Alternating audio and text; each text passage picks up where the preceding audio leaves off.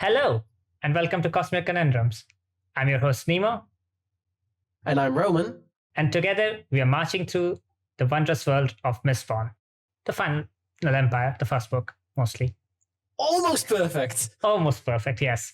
Today we are going to be talking about chapter 16 and 17, starting part 3, Yes. which is, Part 3. Children of a Bleeding Sun.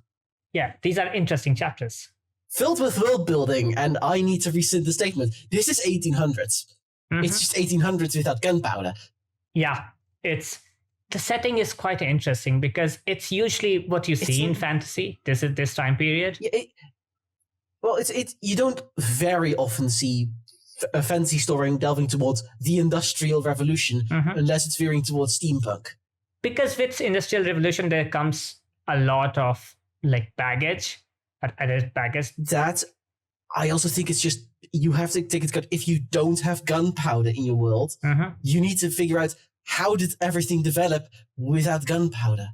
That is exactly true. Yeah, which Like that, I do like. like we the have a concept friend of who's no- literally working on such a thing. You need to work out, how do you do that? Is it all via magic, or what happened to the trebuchet? Did it get even more powerful? Yeah, I mean you can have magic trebuchets.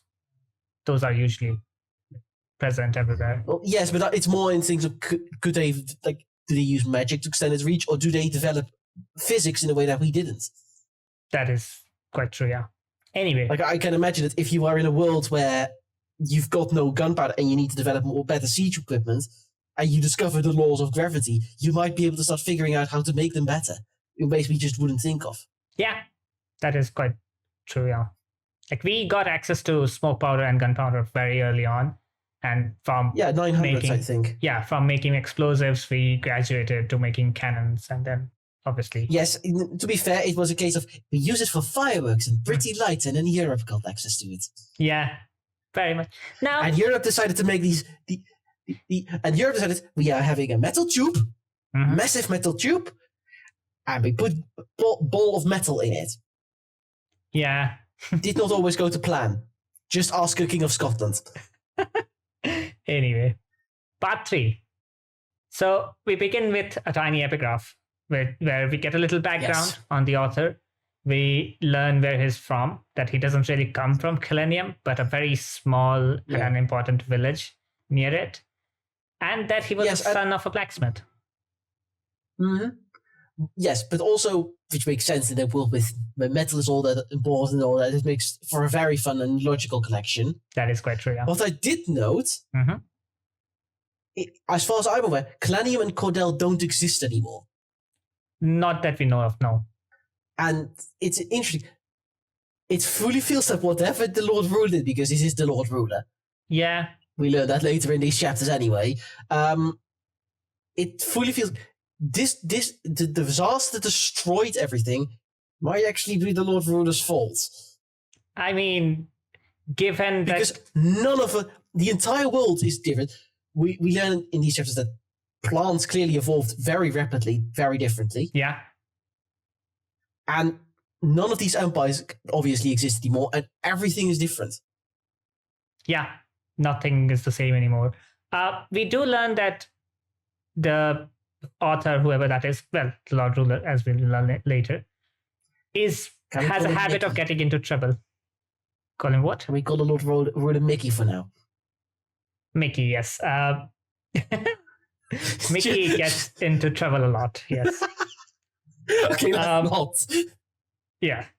Anyway, given that he says that he got into trouble a lot, even in Kelenium, I would assume maybe he purposefully destroyed Kelenium. Who knows? Maybe. You can't tell from this, because it's... No, obviously not. Well, moving on to chapter 16. That was all for the epigraph. Chapter Yes. 16. The aftermath of whatever happened. Yeah, the aftermath of Kel's folly. Mm-hmm. Vin wakes up in pain and thinks that Reen had beaten her again, which is oof. Again. Yeah, it's very well written out. That's plain and simple trauma. Mm-hmm. She has such bad memories of getting hit by a brother. She wakes up in pain and she immediately, oh, my brother did that. Yeah, and she wonders why. The reasons that she lists are so minuscule that it doesn't really help Reed's image at all. If I had it, I already knew Reen was an absolute piece of shit. Yeah, obviously. This just confirms it. Mhm. And there's a particular word starting with C that fully applies to him now. Surely, yeah. Anyway, she does think that the pain that she's experiencing is a bit too much for a beating, but she does say that she hasn't experienced this pain in a long time, which means she has experienced this pain before. Yes, and from what we get later on, I get the feeling I know exactly when she snapped. Yeah. But, at least she opens her eyes and she immediately realizes, oh, where she is. And it's like, oh, look, Leslie Bonus has a crush. Yeah, and he finally gives us a name that is pronunciable. Spook. Oh, no. I mean, yes, it's great he's now called Spook. That doesn't make his own pronunciation of everything easier. Fair, yes. I mean, he's like, it's difficult enough to figure out what he's saying in written form, let alone in audio form, where there's also a strong accent thrown on top of it. That is quite fair, yeah. I usually read, I cannot tell you how the audiobook goes, but yes. But yeah, that was, it's, he's like, you've been awake for 2 weeks. And I'm like, uh-oh. You've been asleep for 2 weeks. But that's, yeah, sleeping for 2 weeks. Ouch. Then, obviously, Toxin comes in and asks Vin if she remembers, to which she recounts more or less everything that happened. What I will point out is, just from the way exclamation points are used in that when Toxin comes in, you can tell he's relieved she's awake. Yeah. She is definitely relieved. Like, there is sheer relief in that voice. Yeah, I mean, we did see at the end of last part that he was probably the most worried out of all of them. I mean, Kelsier was also worried, but like, it was his fault. I think Kelsier was in shock. It's very clear Kelsier was fully in shock what happens. And from what we learn later on at the end of chapter 17, I know where it's going. Yeah. Anyway, we then obviously... Vin asks about Kelsier, and we get to know that what we suspected, that Inquisitors were more interested in Vin than Kelsier. Yes. Which just explains why Kel was able to escape. Yeah. And then Vin asks what Sazed is, and Toxin says better to ask him when she's back in fair. Yeah. And then she just falls asleep again. It makes sense. I mean, she's exhausted at this point, so obviously. Yeah. Well, and then the next Kel's there. Yeah, the next time she wakes up next, and it's Kel. And the first thing that she asks is, "How's the job going?" Not because she's like insecure. Anything else. Yeah. This is insecurity speaking of, please tell me I didn't screw it up. Please tell me I didn't screw it up. Please tell me I didn't screw it up. Yeah. No, we learned that more or less everything is going okay. Marsh is infiltrating the ministry. Eden is doing fine. Everything else is going okay. Kelsier obviously then apologizes for taking Vin and tells her that they have made up a cover story for why Lady Valetranu is missing all the balls right now. Yeah, I mean, it's an unbelievable excuse. She felt ill right after her first ball. She might just have gotten ill because of it. Yeah, I mean... Like, it provides a plausible cover story for now. Yeah. And if she's seen by anyone later on, she can just explain what few bruises might be visible on her arms. Oh, I tripped. I mean, we do learn that her cuts are still open, more or less. Especially the wound she has. We'll get to that. I have a point to make about that when we get to it. Yeah. So 3 days later, Vin then goes back to Felice in garage. What I want to point out is Kelsier apologizes. Yes. And Vin doesn't believe he needs to apologize because I don't think everybody's ever apologized to her. Yeah, that is quite true. Yeah, and then, she gets to go home. Back to Felice. Yeah, and she on her way, she compares her current life to that of a thief's, where if they get injured, they are obviously just left to die, more or less. Yes. And a big thing that I noticed is, like, in a normal crew, not only would she have been basically left for dead, she doesn't understand quite why all of the crew members were at her side for a little bit. Yeah. They were all willing to spend some time, their own free time to spend with her. Which you can really tell that like everyone in the group really cares for Vin that way. Yeah. Yeah.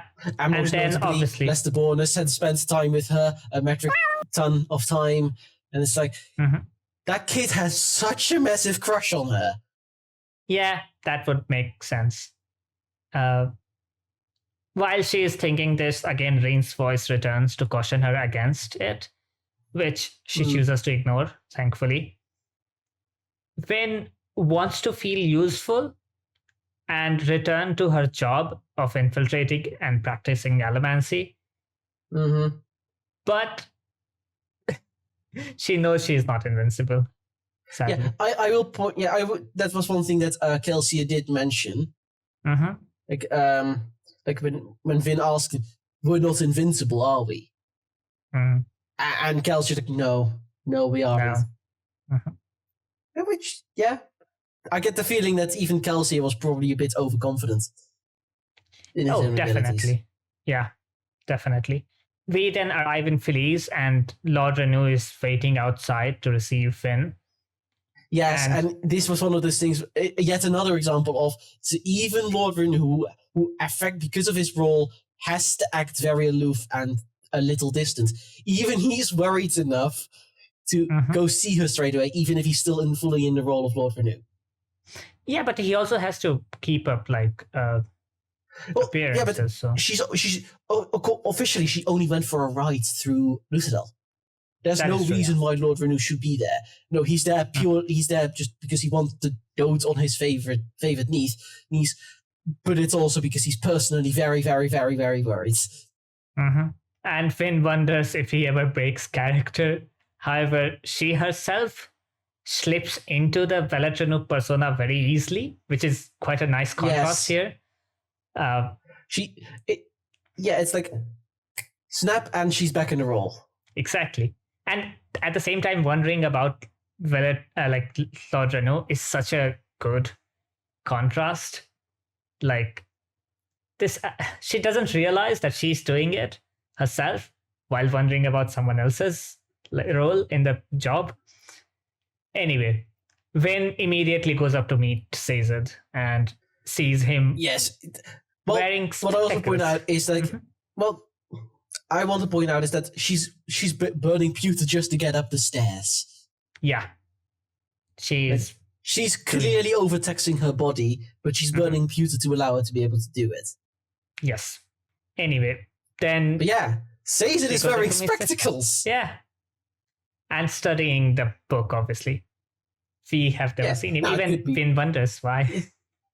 And I'm assuming that has something to do with that, whatever the metal mind was. Yeah, she then asks Cazed if he's an allomancer, and he doesn't say he's no. Deflecting. Yes, he's deflecting.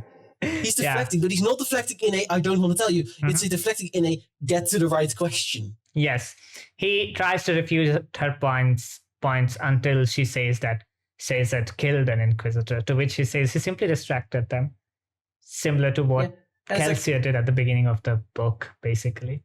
And then it's like lying. No, it's not lying. And then it's basically, what exactly is a keeper? And straight into world building. Yeah, they go back and forth, and we learn that keepers store all kinds of knowledge, and that Cazed is basically, like, his area of expertise is religions. He's religion and languages. Yeah, and he is now using his area of expertise to try to translate the book that Vin found. Just like allomancers, they also draw their power from metals. A keeper uses them to create memories rather than use them to draw power from them. Yes, what I also appreciate, like, just the little bits of detailing here. It's like, oh yeah, it's a language that is no longer spoken, and I speak 172 languages, but also the Lord Ruler's unity movement of the 5th century that wiped out all other languages. Yes. And that the current language spoken is a dialect of Terris. Which is interesting. Not of his own home language, yeah, but of Terris. Yeah. Why did he choose the language of Terris? That is an interesting That is an interesting point, especially it might have been a deliberate dissociation from his original home region. Yeah, to try to basically obscure his origins. Yes. I guess. Yeah. Then obviously we learn that Lord Ruler hunts the keepers, and that is why he also hates terracemen as well. We then and why terracemen are oof. Yeah. You get into the they're all eunuchs.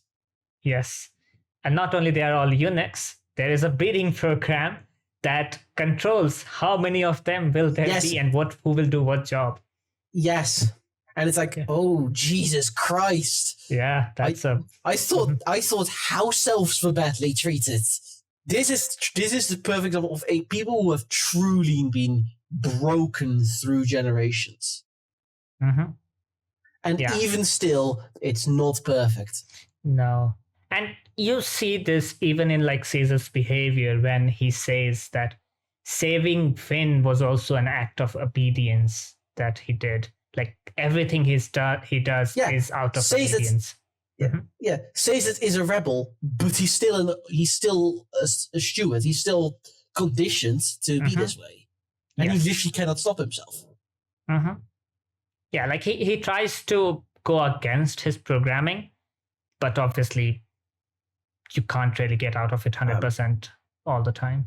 No, and that's if it's this bad. Yeah. And what we also know, what we later learn, is that Caesar is not the youngest person, clearly. If Mare introduced him to Kelsier when they were not even married yet, clearly. Yeah. So... Yeah, we do know that they were married like 15 years ago, which... Yes. But they have been we get into the whole... I love that we then just reach, like, it's clear Kelsier just doesn't want to tell anything more because they do keep their secrets.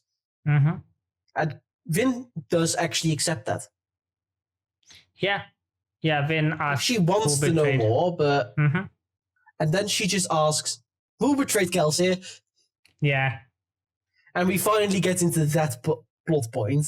And it's like, well, but everyone seems to think Mare did it. Yeah, I mean, we kind of knew that. We figured already out. We figured already that it was Mare. We just didn't know how or why. I mean, it's like we still don't know implicated her. No, but the Lord Ruler implicating her is, ooh, yeah, that's painful. Yeah, and the same conversation between Vin and Kelsier in the next chapter is also quite good. Anyway, Caesar says that Kelsier himself doesn't really know if Mare did or did not betray him, and says that no one should live believing the fact that anyone can betray you. Well, yeah, it's because Vin brought up something her brother said. Yeah. Rena said, like, anyone would betray you if they had the right chance and a good enough motive. And Caesar is like, even if such a thing were true, I would not want to live believing it. Yes. Which is, yeah. Yeah, I mean, that is the way to live. It's otherwise you'd be very isolated, you'd be very alone, and that is clearly which is literally how Reen raised Vin. Yeah. Anyway, then Caesar sends her to rest and goes back to his translation work. Yeah. Pretty good chapter, I would say, more or less. Yeah, it's calm. We do learn quite a bit. Like, it's clear the crew fully wants to care for Vin. We have the details about language in the world as well as what a keeper is. Yeah. As Yeah, well there's as a fair bit of for things in a beginning of the resolution towards what the frick happens with Mare. Yeah. And then the epigraph, where the author wonders what would have happened if he hadn't left his village, or whether he would have had a better life with a more deserving person becoming the hero of Hades. Yeah, and it's like, oh, Yeah, this is the most, like, one of the most uncertain he's sounded this entire time. Yeah, like from the beginning, he has been very, like, there were doubts obviously in the beginning, but then he was very self-assured because he wanted to bring unity and justice and peace. And then now he's all again devolving into this self-pity kind of situation. Yeah, fully self-pity. Anyway. All right, let's do this. Chapter 17, or as I like to call it, Kelsier is so close to adopting Vin. Yeah, I mean, he very much just says so in this chapter. He practically says it, and I don't think Vin quite realizes. Yeah. Anyway, chapter 17. We start with Vin admiring the garden in Mansion Renault, where she marvels at the plants that aren't just brown or white, but red, orange, or even yellow. Such vibrant colors. Such vibrant colors in a world of freaking black and gray. Yeah. In the most recent episode that I uploaded, we talk about like plants, and there is a moment where we talk about green plants in this world, and we think that there are green plants. This statement basically says there are no green plants. Yeah, no, this statement very clearly says there are no green plants anymore, which is interesting considering how photosynthesis is supposed to work. Yeah, I mean, obviously there's something going on. To be fair, depending on if you go into science, depending you can on have how other ways, but yeah, you can have others, but it's very interesting that no plants have green anymore. Yeah, indeed. Again, she is annoyed at the boring life that she has been leading for the past 4 weeks now. So it has been 6 weeks since the ball. Yeah, it's been 6.5 weeks since the incident. Indeed. Yeah. And all of her needs are being met, and she isn't allowed to do anything dangerous. Yes. The funny thing is she compares the servants, the Scar servants, to scavenger birds hovering around trying to see that her needs are being fulfilled, which is quite funny. It's just like, but it's also just like, Finn, Violet is peering through the window. Yeah. Because we do learn that she's basically been, we learn she's been forced to act like a noble woman this entire time, because Lord Renew has been forced to hire some servants who are at least on the outside, but who might spot Finn, and they cannot have Finn be out in shirt and trousers then. Yeah, I mean, we learned that if it would be suspicious if the other houses are not able to get their Couldn't spies. get someone. Yeah. So that's why he hired. Yeah. It's like, she's so bored, and then we just learn, how can these noble women live this way? Oh, that's why they like parties. Yeah, exactly. And now she's beginning to like that, the allure of balls herself. I'm trying to think. Can Vin read? We are not told yet, at least. We don't know. Because that's one of the ways she might be able to kill time, is just reading. Yeah. I mean, we do know that... I'm not sure if it's been described if Vin can read. I don't think it's been described yet. I don't remember it being told to us yet. Anyway, she is also not allowed to go outside because her wounds haven't really been healed properly yet. Yes, and it's just one of those things we learn is basically someone has definitely done something she shouldn't have done. Is that in this section of the chapter about her wound? Yeah. Yeah, her wound was only partially healed, and too much emotion reopened it. She has accidentally reopened it at least once. Yeah, obviously, that's how she knows. Just that sentence alone, that sentence clearly says someone reopened her wound, and Sazed was not a happy man. Yeah. Yeah, we also learned that Sazed is keeping to himself, trying to decipher the text. Lord Renew is also not the most talkative person. No, he's like, lunches for work, Yeah. and he's like, that's a workaholic in a nutshell. Yeah, she's basically left to herself and she's bored out of her minds. Anyway, one day, Kelsier, Breeze, Yiden, and Doxson Well, arrive. I want to point out is that Renew says like, oh, maybe she's up for a shopping trip, which is a clear indication that Renew and Sazed and Kelsey have clearly already discussed that she's probably close to getting out again. Mm-hmm.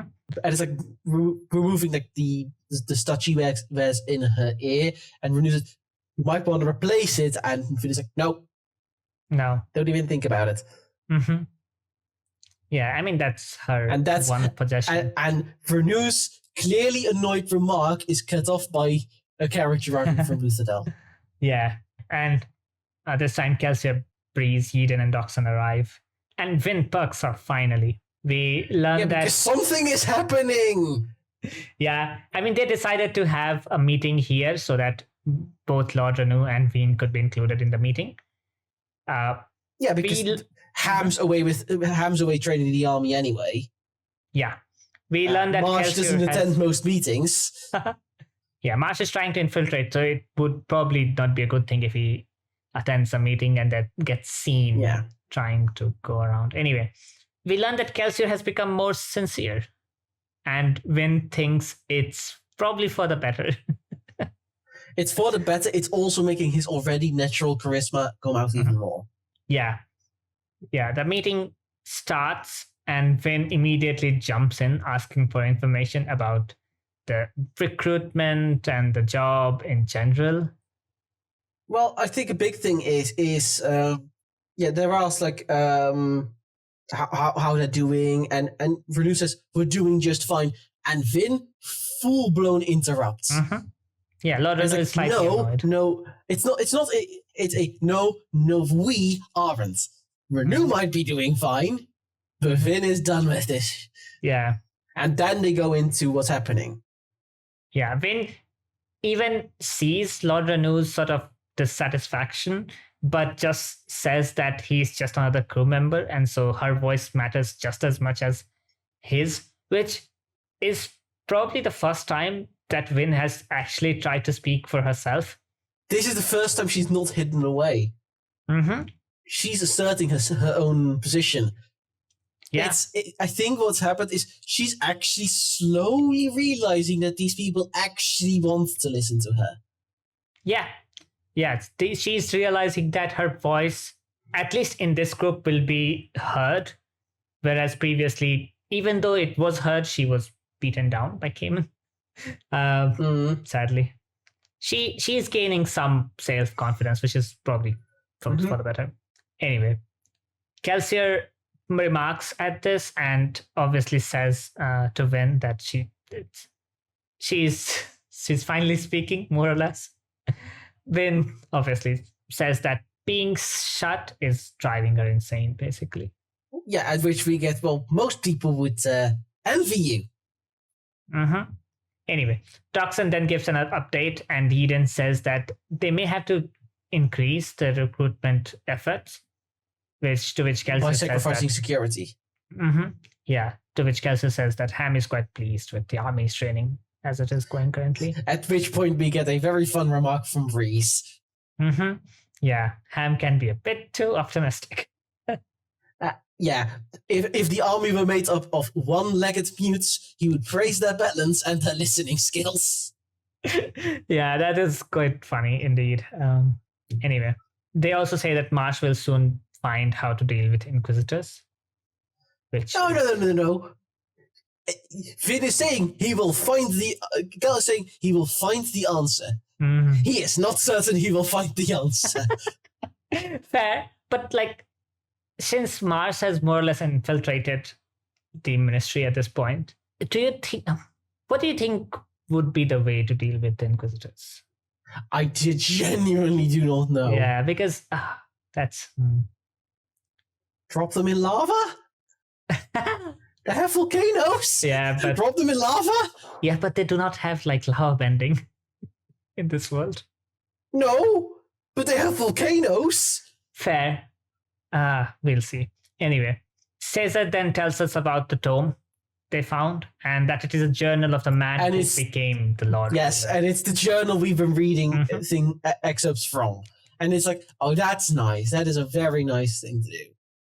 Yeah, and then tells us basically what it is. It speaks of the events of his life prior to the battle at the Well of Ascension, whatever that is. Yes, and it's very much like they're like, maybe it's fake, maybe. I don't think so. It's filled with mundane crap, and also I don't think they'd want to put their savior in as hesitant and doubting himself. Yes, especially since they are propping him up as God. If they were propping him up as another relatable human, probably they would put like his self-doubt and dissatisfaction in the book. But since they're propping him up as another god, it doesn't really make sense if they would be putting in as the living incarnation of God. Yeah. So we also then obviously learn about that everyone is trying to read it, and that they have scribes, which is good. They don't have any printing machines, which is the technology of this world is weird. Anyway.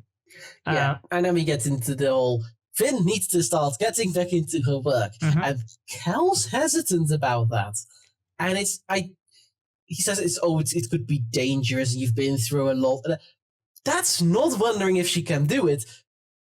That's protecting her because he's afraid she'll be like caught or whatever. It's like, considering the end of this chapter, sir, just not calling her your daughter. More or less, yeah. I mean, he saw what happened. He's grown but he's also growing very protectful. Anyway. Or protective. Yeah. Or protectful. Protective. Same thing. We also then see that Vin says that her entire life has been dangerous, which sort of convinces Kelsier, because Doxon also backs her up, saying that they need a spy. Yes. Yeah, he's saying it, and it's like, well, she wants to do it anyway. Let her go. Yeah. But Kelsier obviously does say that do not use allomancy until says it. Advises. No. Physical allomancy. Okay, yeah. Because she still has to spy, so she still has to use tin. Tin and copper to hide, obviously. More or less. Tin and copper to hide, and presumably pewter if she feels tired. Pewter if she feels tired. Probably zinc and what's the other one? Brass to if she gets into trouble and has to do some emotional manipulation. But yes, mostly like iron and steel she will only use if. Yes, it's basically don't even think about iron and steel. Yeah, more or less. The meeting then obviously ends, and I do think the meeting does continue afterwards. It's just we skipped the evening. Yeah. I mean, nothing exceptional happens afterwards in the meeting. We then pick up at Ben looking at dresses, which is I found it quite Doxon found. Yeah, dresses that Doxon found for her, and it's like I love how she's finding dresses more comfortable. She's like, well, they're still frivolous. And it's like, oh, sweetie, just admit you like it. She does not want to accept it. It's like, oh. Yeah, she's trying to convince herself that she doesn't like them. Like, she's doing her damnedest. But she's also like, and also, young Miss 16-year-old goes, I wonder if an adventure will be there. Yeah, she obviously finds herself reminiscing about her last ball. And she says that she starts describing the dresses. Yeah, she starts describing the dresses, but like more so than that, she says that she is neither like a thief anymore, nor Velatrenu. She is something more, a Mistborn. Yeah. Basically. She's accepting herself as a Mistborn, more or less. And it's like, she knows what to do with these dresses because she looks at them and she's like, no, crap. Because she sees which one it is, and she's just like, it's a beautiful dress. And it's like, okay.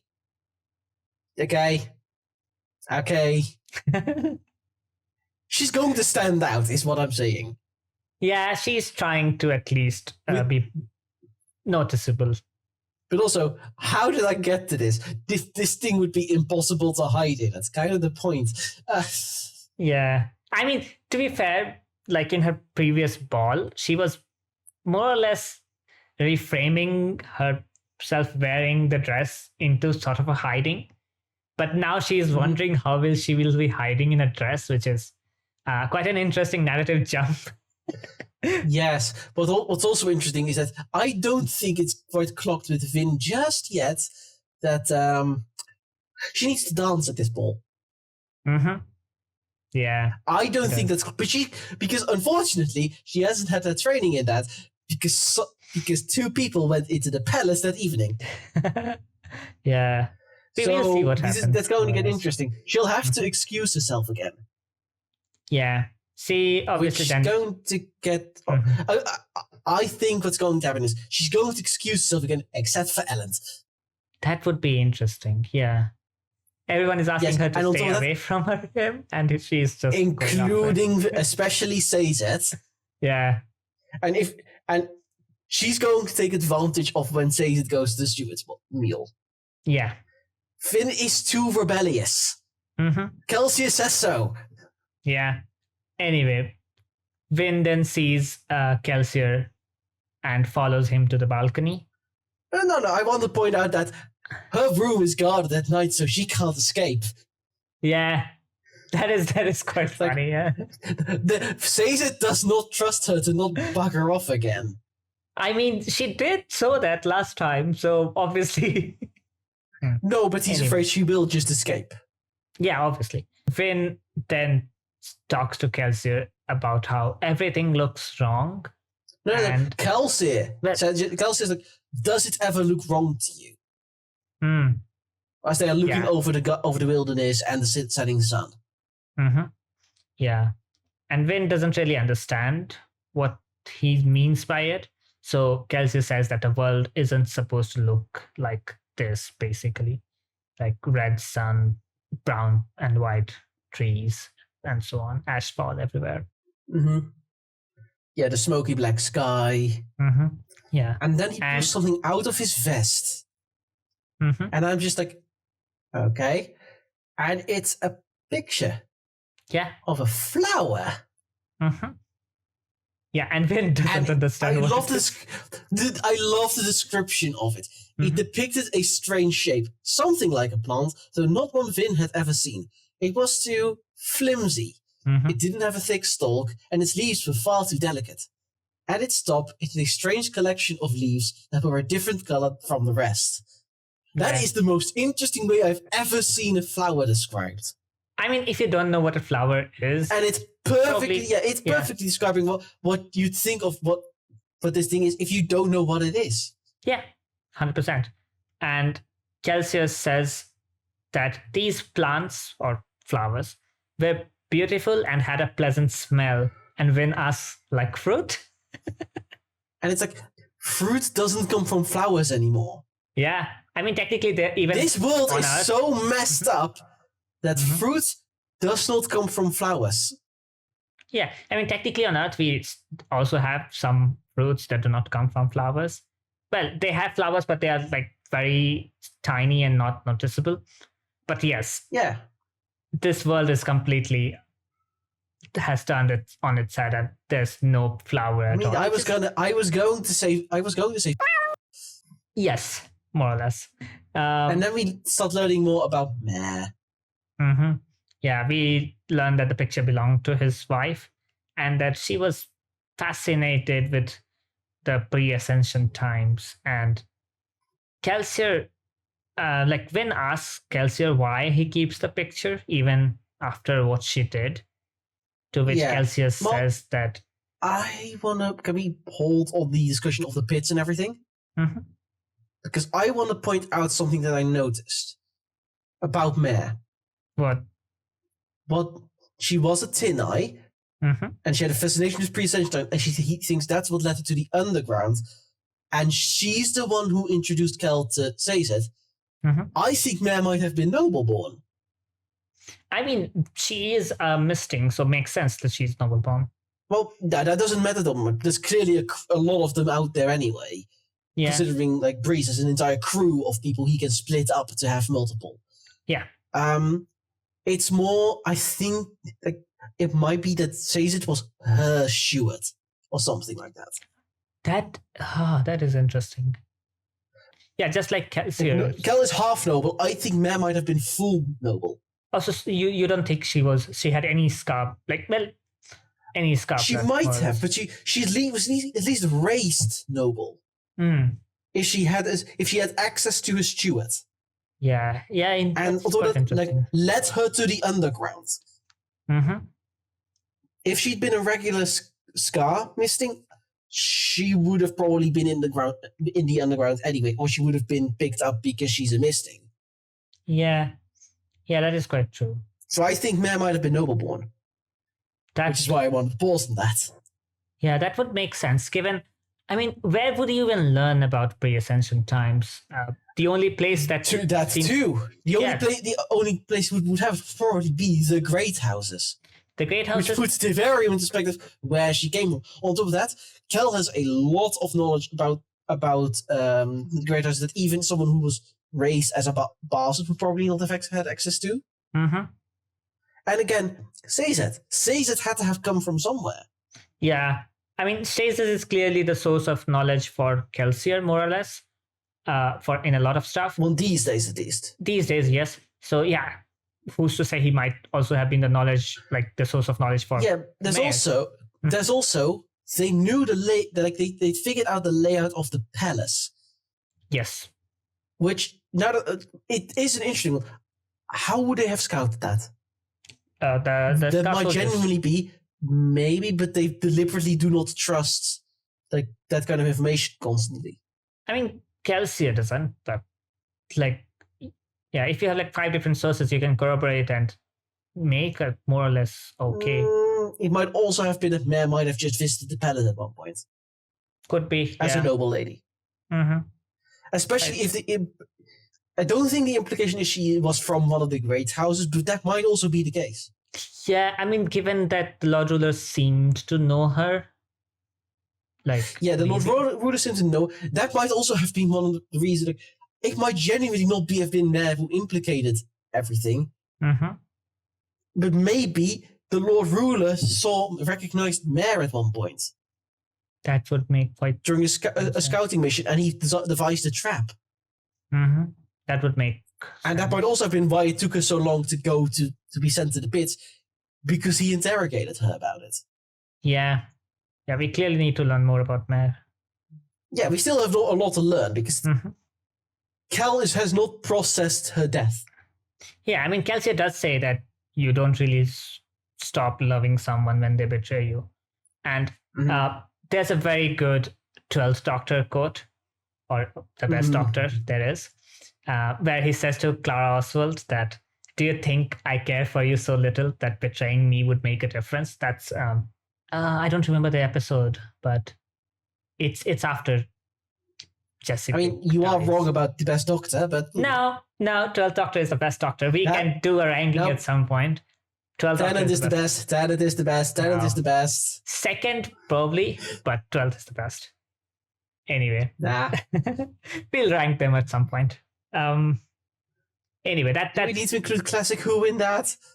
No, I have not seen enough of Classic Who to warrant a ranking. Same. Yeah. The ranking of companions would be better. Anyway. No. We're continuing this. I know you want to do that because I know where you're putting Rose. She would be at the bottom because there are worse companions, definitely.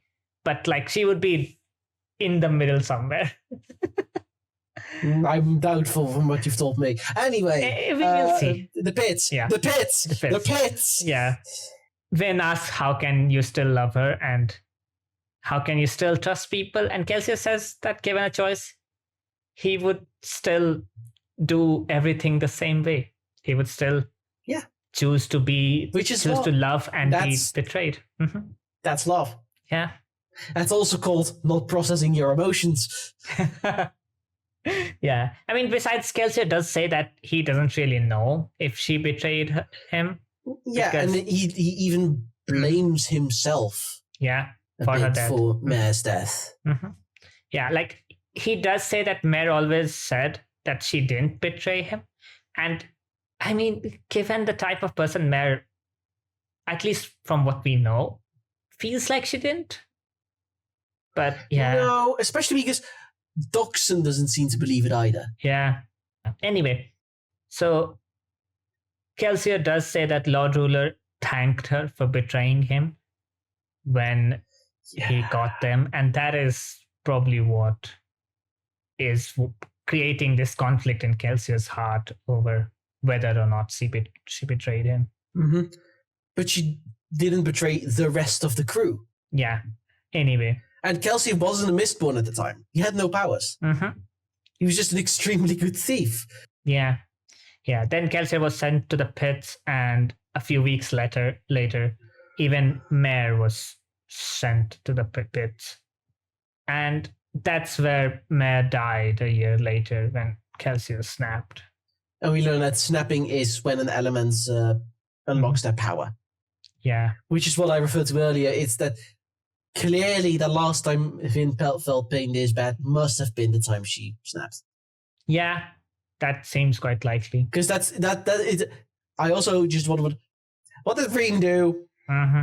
You know what this immediately begs the question for? Like, how do noble houses, like the nobility, snap? That's a good point. Because if you have to if you have to experience, it might also be possible to. Mm-hmm. It might be able to be induced. Yeah, that is an. It is something. Philosophers do have a tendency to get things wrong, and it clearly says comes from philosophers. So I don't know. It does also prove Kelsey right about Ellen absolutely not having any powers because he didn't snap. Yeah, he went into he almost died and he didn't snap. So yeah, makes sense. It doesn't have any powers. But unless he snapped afterwards, and he just didn't reveal it then. That would it only happens afterwards. Or he's just hiding it for some reason.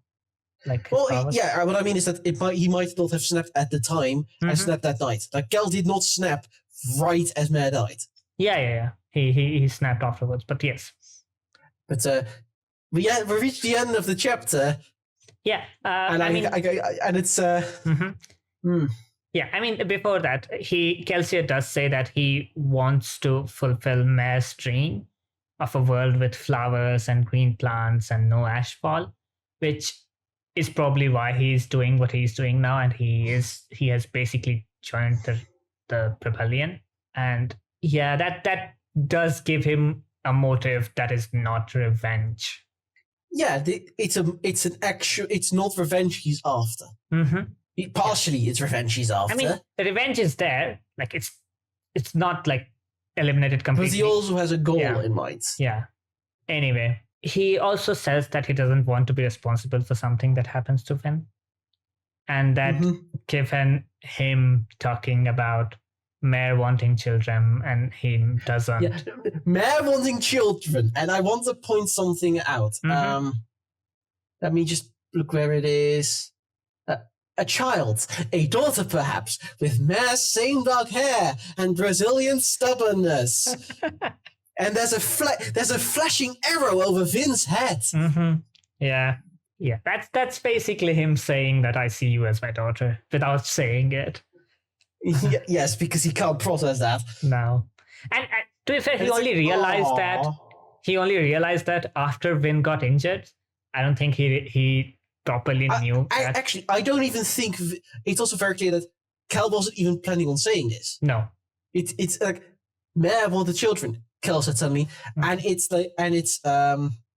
after Vin agrees with him on things making sense regarding Mare. And then it just goes with just ending chapter she's going to the ball, Kel's not stopping it. Kel's no, you'll just show up at club's shop at some point otherwise. Yeah, so just be careful.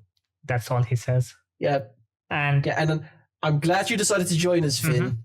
And then, to tell you the truth, I'd kind of like to see one of those flowers for myself. Yes. That's how the chapter ends. So sweet. Mm-hmm. And obviously, Vin has no idea what a parental relationship is like. Given our relationship with Vin. So, Vin has had no parent in her life. No. Do we know how old she was when, like, her mom probably died, or her mom did give her the stud. Yeah, she remembers that. So it's not like her mom died in childbirth. No. Probably when she was like 3, 4, 5, maybe. Maybe? Yeah. So it's still been a decade. Yeah, obviously. Anyway, the epigraph. The author tells us that he ran from his village carrying a burden, though what was the burden, we don't really know. He assumed that he'd live anonymously in Klenium, but that his anonymity was lost forever, probably because he was discovered as the hero of ages by the Terracemen. Which we don't really know what the burden is being talked about, right?